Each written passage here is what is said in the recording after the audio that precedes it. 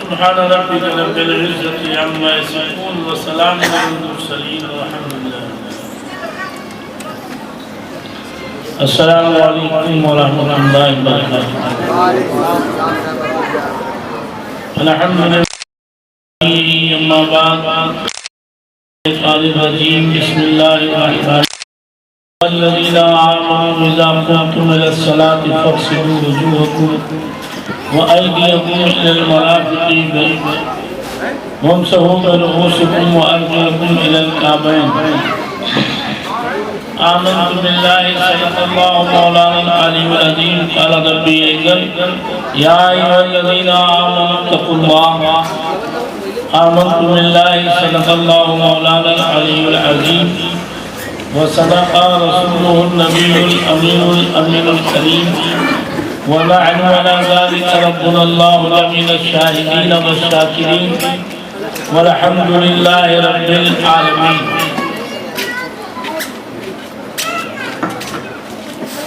اللہ تعالی ہمارے بچوں کو، نوجوانوں کو اور زیادہ ذوق اور شوق عطا فرمائے اور ان کی اس محنت کو قبول فرمائے. شریعت مطہرہ پر عمل کرنے کی توفیق رفیق عطا فرمائے.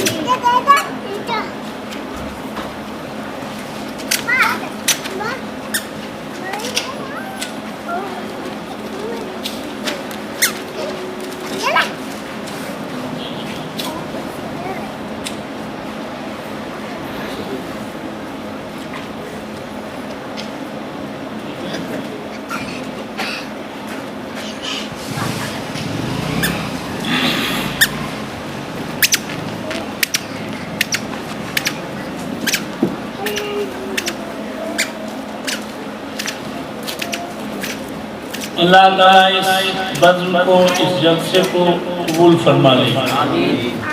حضرات رات کا کافی حصہ گزر چکا ہے. میرے خیال میں 11 بجنے والے ہیں، 10 منٹ باقی، 11-12 منٹ.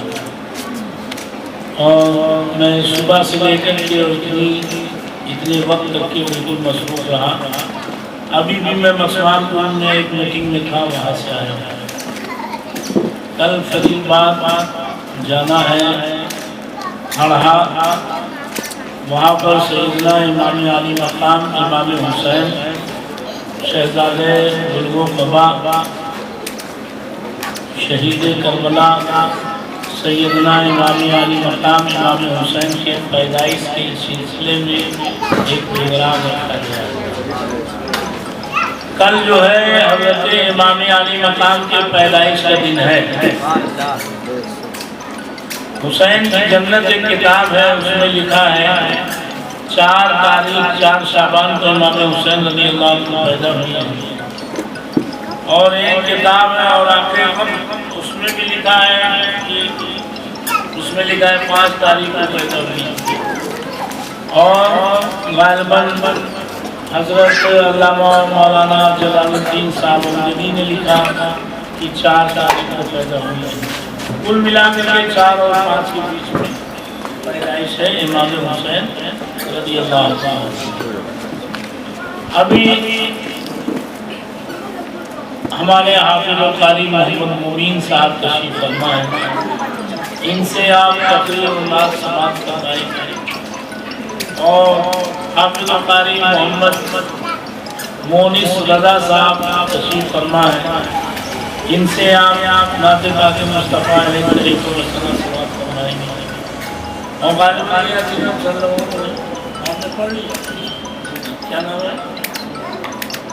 حافظ محمد سہیل صاحب تشریف فرما ہے. ان سے بھی آپ نعت پاک مصطفیٰ علیہ وسلم سماعت فرمائیں گے.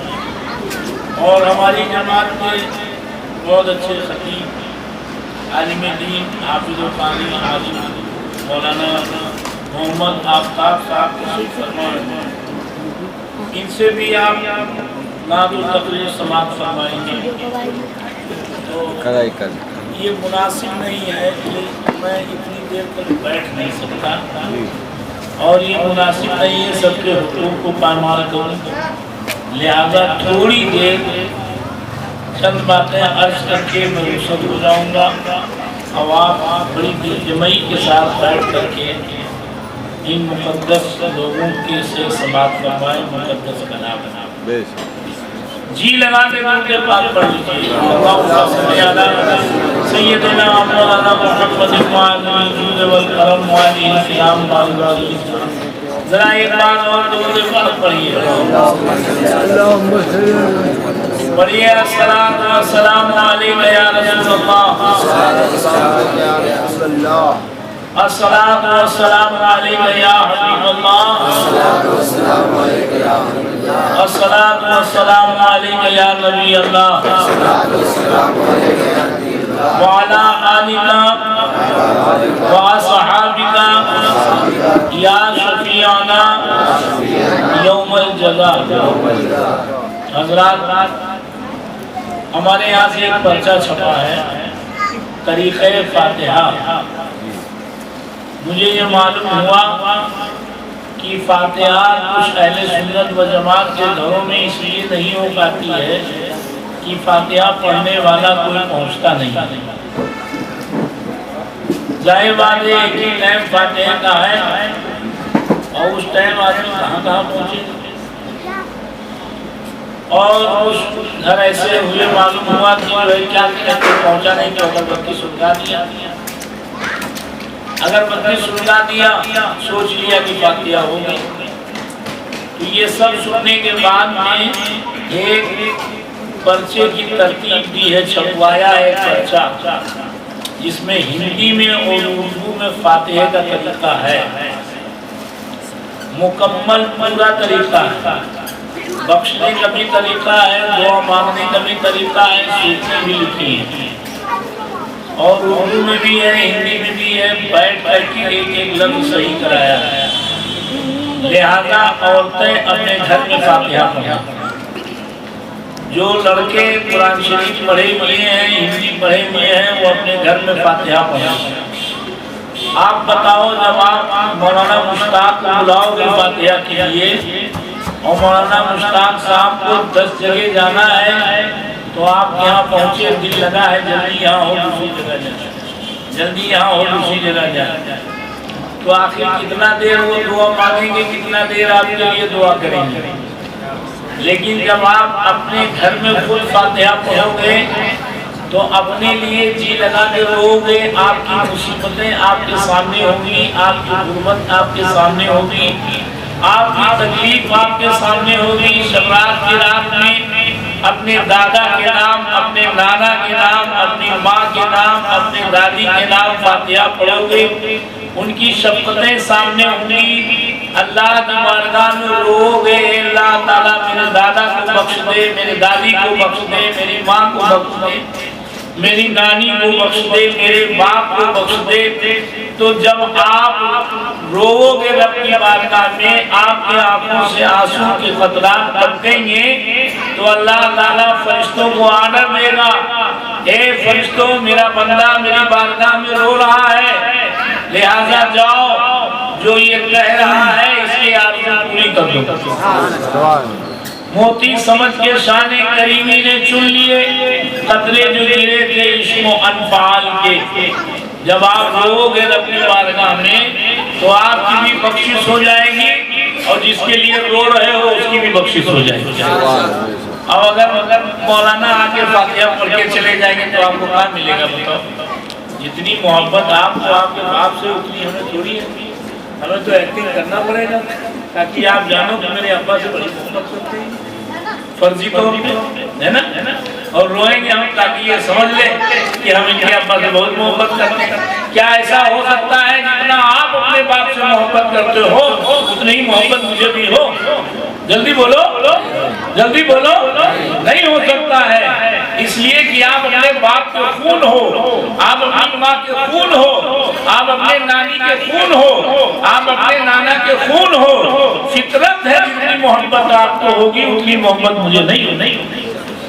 لہذا جتنا زیادہ آپ رو لو گے اپنے باپ کے لیے اپنے مرحومین کے لیے جو مصیبتیں آپ پر پڑ رہی ہیں، جو پریشانیاں آپ کو ہیں، ان پریشانیوں کو یاد کر کے جب آپ رو گے تو اللہ تعالیٰ کی رحمت تو رحم آئے گا، آپ کی پریشانیاں دور کر دے گا۔ اور جب وہ بچہ رہے گا، جب جب مرضی ہو تب پڑھو رو، جب جب مرضی ہو تب فاتحہ پڑھو، تو پرچہ مدرسے سے منگوا لیجیے، ٹھیک ہے نا؟ ہاں، اور عورتیں سوچتی ہیں ہم لوگ فاتحہ نہیں پڑھ سکتے۔ سب سے بڑا مسئلہ یہ ہے ہم سارے فاتحہ پڑھ سکتے ہیں مگر بڑے پیر کے نہیں پڑھ سکتے۔ بھائی بڑے پیر کے فاتحہ کیوں نہیں پڑھ سکتی؟ اہلی نہیں پڑھ سکتی؟ کیا بڑے پیر صاحب بیوی والے آدمی نہیں تھے؟ کیا بڑے پیر صاحب کے بچے نہیں تھے؟ کیا بڑے پیر صاحب کی لڑکیاں نہیں تھی؟ کیا بڑے پیر صاحب کے لڑکے نہیں تھے؟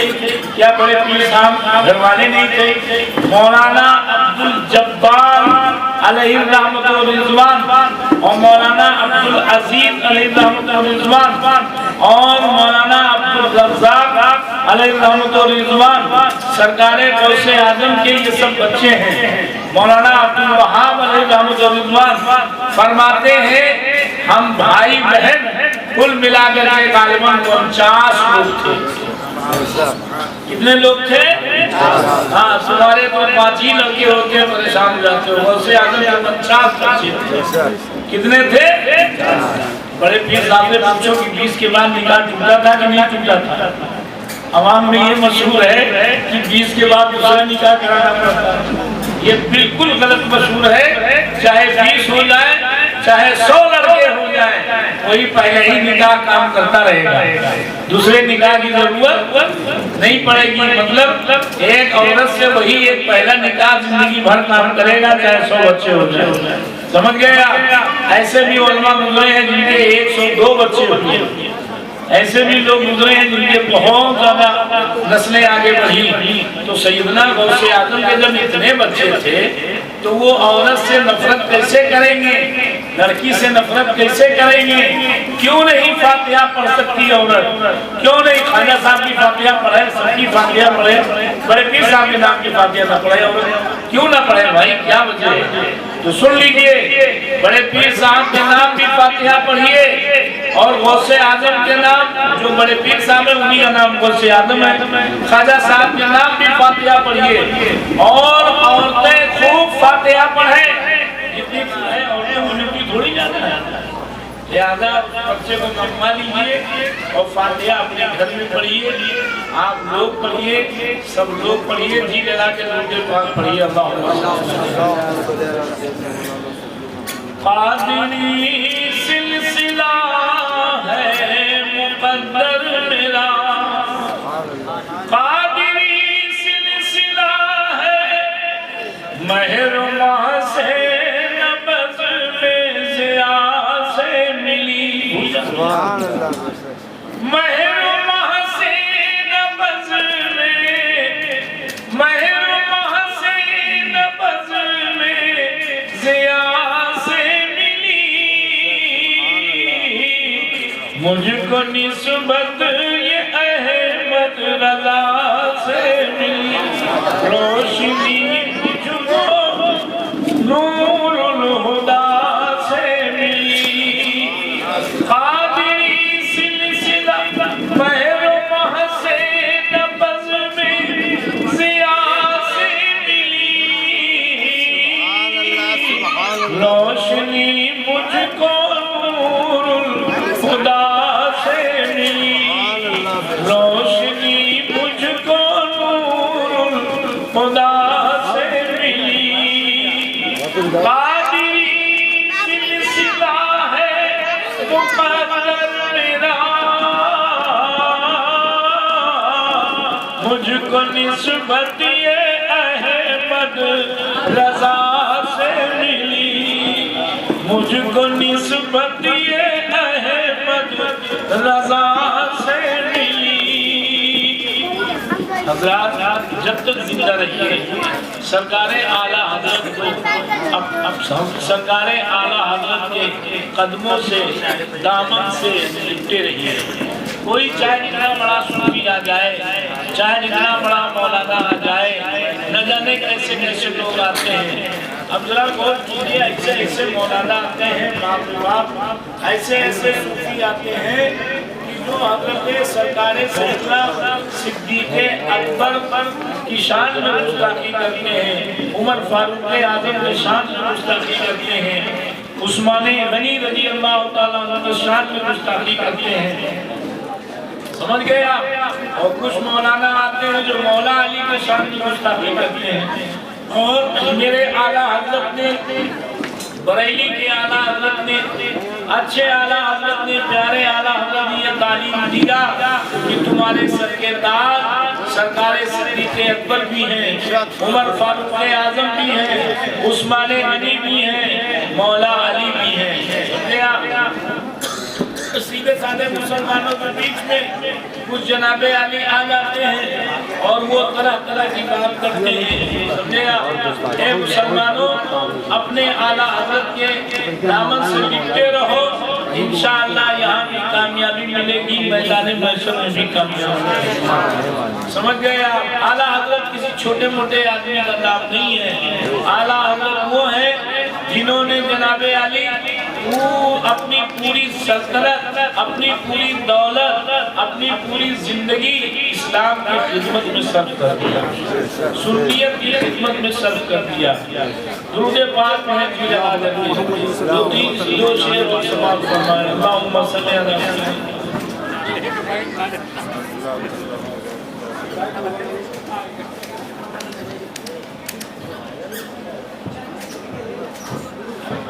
نظرانِ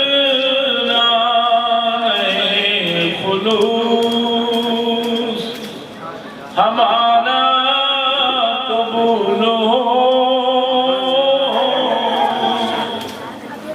لڑکوں کی یہ تمنا ہے کاش کہ یہ ہماری خدمت قبول ہو جائے.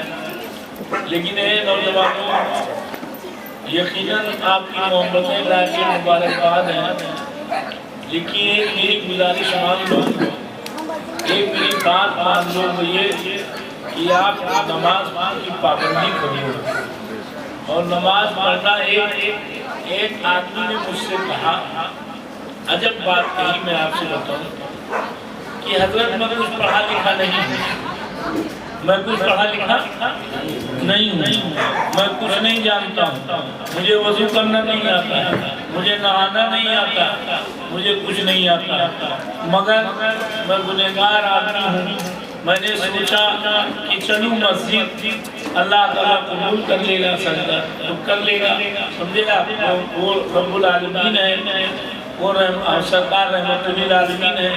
میں مسجد جاتا ہوں اور شروع میں تو مجھے کچھ نہیں آتا تھا. جب کوئی میرے بغل میں نماز پڑھتا تھا تو میں اس کے بغل میں کھڑا ہو جاتا تھا اور میں بھی ویسے ہی اٹھا بیٹھی کرتا رہتا تھا. اللہ کا شکر ہے اب میں اتنا جانتا ہوں کہ فجر میں کتنی رکعت ہے، عشاء میں کتنی رکعت ہے، ظہر میں کتنی رکعت ہے، اور فجر میں اور عصر میں کتنی رکعت ہے، مغرب میں کتنی رکعت ہے. اب میں پوری نماز جان گیا ہوں مگر سورتیں نہیں یاد ہیں اور سورہ فاتحہ نہیں یاد ہے. سورہ یاد نہیں.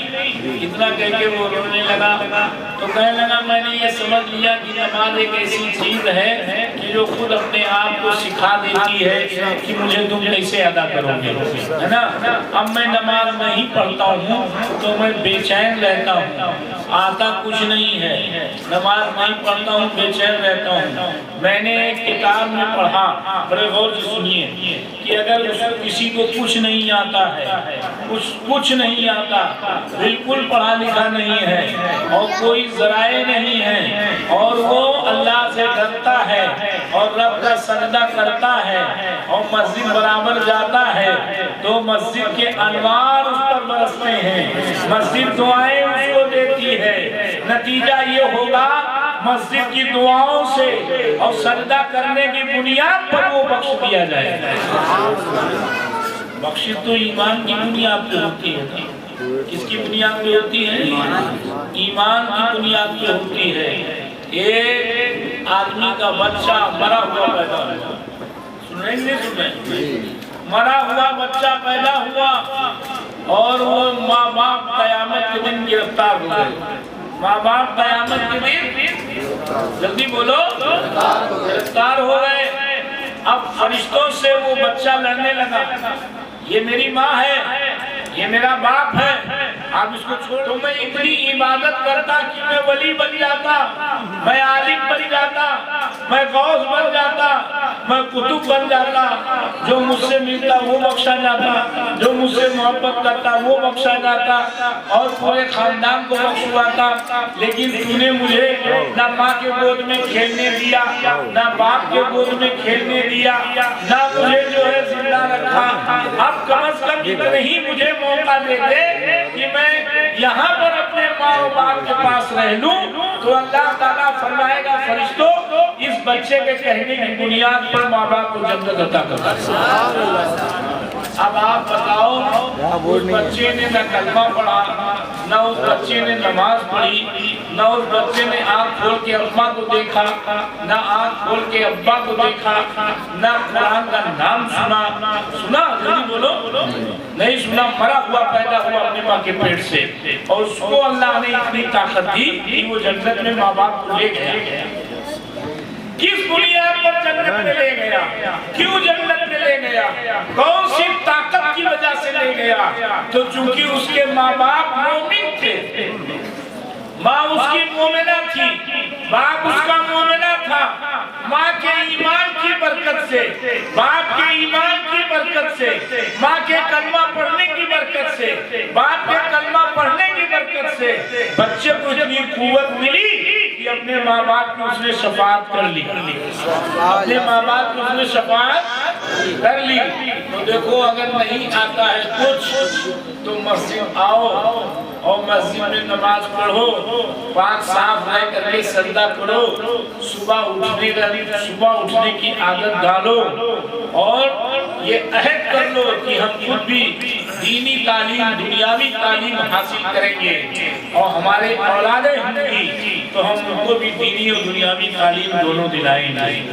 دینی تعلیم اگر نہیں دلاؤ گے تو دین میں تمہیں دھوکہ ہوگا، دین کا نقصان ہوگا، کہیں گناہ ہوگا، کہیں شرک ہوگا، کہیں غلطی ہوگی، کہیں کچھ ہوگا. اور اگر دنیاوی تعلیم نہیں دلاؤ گے تو دنیاوی ٹھوکریں ملیں گی. لہذا دینی تعلیم بھی ضروری ہے اور دنیاوی تعلیم بھی ضروری ہے. لہذا یہ عہد کر لو آج کہ ہم انشاءاللہ تعالیٰ جو ہے ہم ہر حال میں مسجد آئیں گے، نماز پڑھیں. سمجھے آپ؟ درود پاک پڑھو جی لگا کر. اللہم صلی علی سیدنا محمد. نظرانِ خلوص ہمارا قبول ہو،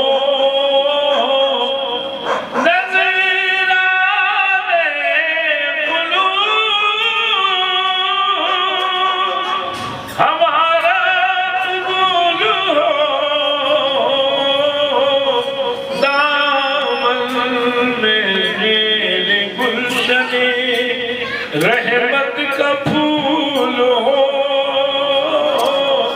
دامن میں میرے گلشن بزم رسول پاک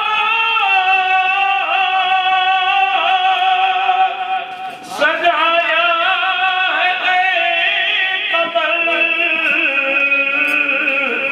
سرکار جائے تو یہ محنت وصول ہو. بولو سرکار دیکھ جائے گی، محنت وصول ہو جائے گی کہ نہیں؟ سرکار دیکھ جائے تو محنت وصول ہو، مراد مل نہیں ہے شاد شاد ان کا سوالی ہے، لبوں پر التجا ہے، ہاتھ میں روضہ کی جالی ہے. تیری صورت تیری سیرت زمانہ سے نرالی ہے، تیری ہر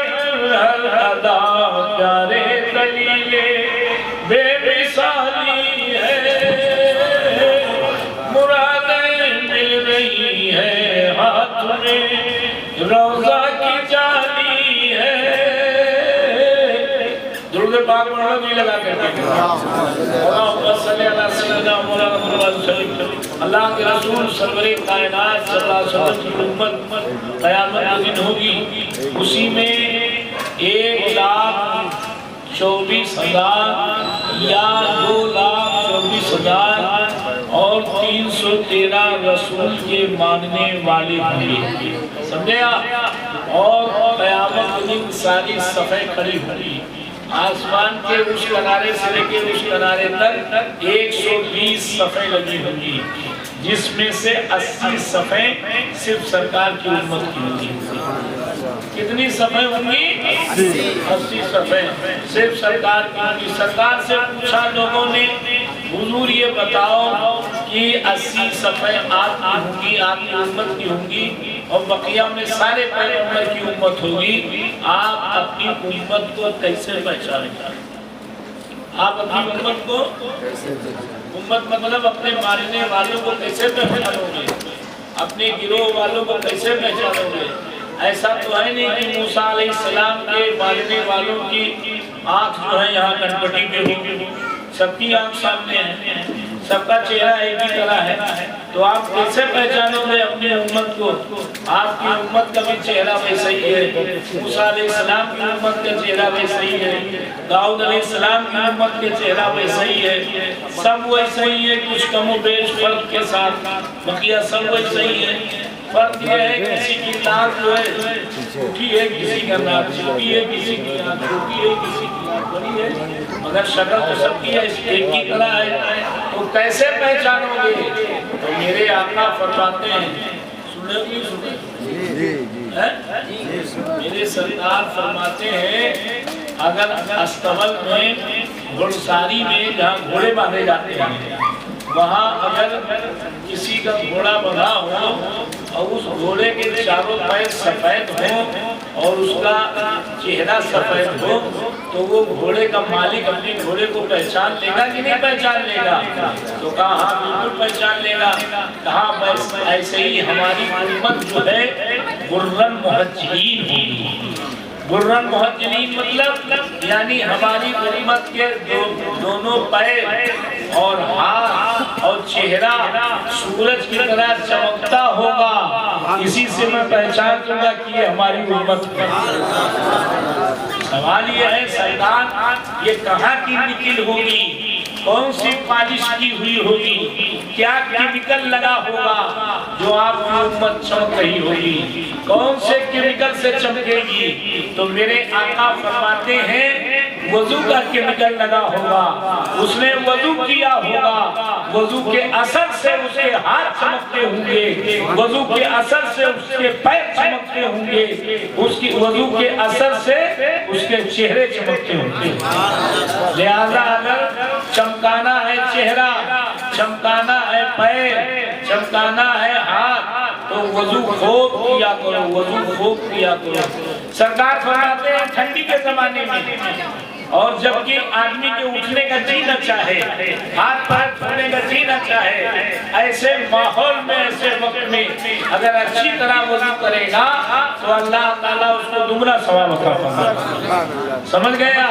اب نماز جب آدمی پڑھتا ہے تو اللہ کے رسول صلی اللہ، آج ہی میں نے حدیث شریف پڑھائی کہ اللہ کے رسول سرور کائنات صلی اللہ علیہ وآلہ وسلم فرماتے ہیں کہ شیطان جو ہے آتا ہے جس کا نام خنزب ہے، ایک شیطان کا نام خنزب ہے، ایک شیطان کا نام بلحان ہے، ایک شیطان کا اور کچھ نام ہے، سمجھے آپ؟ وہ آتا ہے، آنے کے بعد دل میں وسوسہ پیدا کرتا ہے، قضا و قضا، قضا و قضا، یہ یاد کرو، وہ یاد کرو، یہ یاد کرو، یہاں تک کہ آدمی جو ہے رکعت بھول جاتا ہے، یہاں تک کہ آدمی سوچتا ہے کہ میں نے تحیات پڑھا بھی نہیں پڑھا، یہاں تک کہ آدمی سوچتا ہے 1 یا 2 رکعت پڑھی کہ 3 رکعت پڑھی، اور سرکار فرماتے ہیں ایسے خیالات پیدا کرتا ہے جس سے آدمی پریشان ہو جاتا ہے۔ تو آقا عالم صلی اللہ علیہ وسلم نے فرمایا جب نماز پر کھڑے ہوا کرو، تو جب مصلی پر کھڑے ہوا کرو تو تو لا حول ولا قوت الا باللہ العلی العظیم پڑھ کے کھڑے ہوا کرو، اور اعوذ باللہ من الشیطان الرجیم پڑھ کے کھڑے ہوا کرو، اور داہنی طرف تھک تھکا لیا کرو، بائیں طرف تھک تھکا لیا کرو، قلب بھی بائیں طرف ہے اور شیطان بائیں طرف سے آتا ہے اور دل بھی بائیں طرف ہے۔ تھک تھکانے کا مطلب یہ نہیں کہ اپنا کپڑا خراب کر لو تھک سے، سمجھا بھائی اتنا کر دو، یوں کر دو تو سرکار نے فرمایا ہے شیطان کے منہ پر تمہارا تھوک پڑے گا، اور لاہور پڑھ کے اگر کرو گے تو شیطان جلنے لگے گا اور شیطان بھاگ جائے گا، تو تمہارے نماز میں غلط وسوسہ پیدا نہیں، تمہارے نماز میں غلط وسوسہ پیدا نہیں ہوگا۔ اور پھر سرکار نے فرمایا چاہے جتنا وسوسہ پیدا ہو، چاہے جتنا بھولو، چاہے جتنے خیال آئیں، نماز پڑھتے رہو، نماز پڑھتے رہو، نماز پڑھتی رہو، نماز پڑھتی رہو، نماز پڑھتی رہو۔ پوری 4 رکعت میں ایک لمحہ کے لیے اللہ کی طرف دل مائل ہوا تو 4 رکعت کے بدلے 4000 رکعت کا ثواب دیا۔ اور اتنا شیطان کو اختیار نہیں ہے کہ 4 رکعت میں ایک لمحہ بھی وہ فرصت نہ دے آپ کو، سمجھے آپ؟ ایسا نہیں ہو سکتا ہے۔ ہاں شیطان دھوکہ دیتا ہے، بھلواتا ہے، وسوسے پیدا کرتا ہے، لیکن یہ اللہ کی قدرت ہے، یہ رب العزت کی عنایت ہے کہ اس 4 رکعت کے بیچ میں کوئی لمحہ ایسا بھی آتا ہے جس میں پروردگار ہی کا خیال ہوتا ہے، سمجھ گئے آپ؟ اور جہاں ایک لمحے کے لیے دل پروردگار کے طرف مائل ہوا، وہاں اللہ نے 4 رکعت کو 4000 اے پروردگار ایسا تو نے کیوں کیا؟ تو اللہ کی جانب سے، اللہ کی رحمت سے، قدرت سے یہ آواز آتی ہے، مجھے تو معلوم ہے نا کہ شیطان نے کتنا پریشان کیا، مجھے معلوم ہے میرا بندہ بے اختیار ہے، دل تو میرے قبضے میں ہے، دماغ میرے قبضے میں ہے، سب کچھ میرے قبضے میں ہے، جب میں چاہوں گا تو دل کسی طرف مائل نہیں ہوگا، دل صرف اللہ کی طرف مائل ہوگا۔ لہذا آپ لوگوں سے یہ گزارش ہے کہ نماز کی پابندی کرو، اتنے اولیاء کرام دنیا میں آئے جس کی بنیاد پر حضرت رابعہ بصریہ کو دیکھ لیجئے، رابعہ عدویہ کو دیکھ لیجئے، حضرت سمیہ کو دیکھ لیجئے، حضرت عائشہ صدیقہ کو دیکھ لیجئے، حضرت سرکار سیدنا فاطمہ زہرا کو دیکھ لیجئے۔ آپ ان کی کنیز بن کے دنیا میں زندگی گزاریے، جو چاہیں گی وہ اللہ سے ملے گا۔ اللہ تعالیٰ آپ لوگوں کو اجر عظیم عطا فرمائے۔ مارچ کی 1 تاریخ کو شاردا نگر میں جلسہ ہوگا، جو مزار شریف ہے شاردا نگر میں، ان کا عرس ہوگا 1 تاریخ کو، عشاء کے بعد تقریر ہوگی، اس میں بچوں کی آمین کی جائے گی۔ اور مارچ کی 2 تاریخ کو بہت بڑا جلسہ ہوگا جس میں حضرت علامہ مولانا عبد المنان صاحب کلیمی مراد آبادی تشریف لائیں گے، اور حضرت علامہ مولانا مفتی عبد المنان صاحب کلیمی اور حضرت علامہ مولانا مفتی محمد الخمش صاحب احمد آباد گجرات سے تشریف لائیں گے، اور حضرت علامہ مولانا مفتی جمال الدین صاحب وہ اکثر بیشتر آتے رہتے ہیں، وہ بھی تشریف لائیں گے، اور دیگر علماء کرام ہوں گے۔ یہ 2 مارچ کو بڑا والا پروگرام ہوگا جس میں بچوں کی دستار بندی ہوگی۔ مارچ کی 1 تاریخ کو مزار شریف کے عرس ہوگا اور بعد نماز عشاء تقریر ہوگی، وہاں بچوں کی آمین بھی کی جائے گی۔ آپ تمامی حضرات سے گزارش ہے ضرور شرکت کریں، لیکن پھر میں یہ کہہ رہا ہوں نماز کی پابندی کیجیے، سمجھے آپ یقین جانیے، آپ کچھ نہ کہیے، ڈرا نہیں جاتا ہے، قرآن عظیم نے ڈرنے سے منع کر دیا ہے۔ اللہ نے کہا یا ایھا الذین آمنوا اتقوا اللہ، اے ایمان والو اللہ سے ڈرو، اے ایمان والو اللہ سے جلدی بولو، اللہ سے ڈرو، صرف اللہ سے ڈرا جاتا ہے اور کسی سے نہیں ڈرا جاتا ہے۔ وہ لوگ دنیا میں مرنے کا ایک وقت مقرر ہے، بولو مقرر ہے کہ نہیں؟ اس سے پہلے بھی کوئی مرے گا؟ آپ کا ایمان ہے؟ ارے جو مقررہ وقت ہے اس پہ مرے گا کہ پہلے مر جائے گا؟ مقرر نا، اور مرنے کی کنڈیشن بھی مقرر، یعنی کیسے مرے گا؟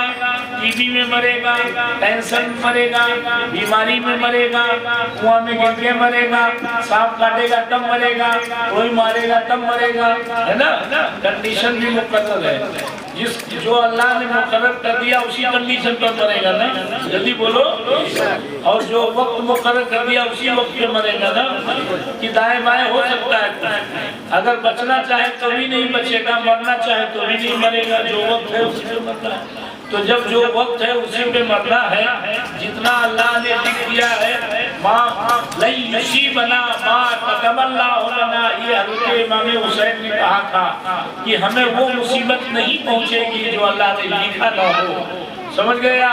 تو اللہ سے ڈریے، عبادت کیجئے، دین حاصل کیجئے، دیندار بنیے اور ہمدرد بنیے، غریبوں کی مدد کیجئے، بھوکا ہو کھانا کھلائیے، بیمار ہو اس کا خیال رکھیے، اپنے ماں باپ کی خدمت کیجئے اور خود بھی دین حاصل کیجئے، پڑھیے اور اپنے سے چھوٹوں کے تعلیم کا اور دیندار ہونے کا خیال رکھیے۔ السلام علیکم وآخر دعوانا۔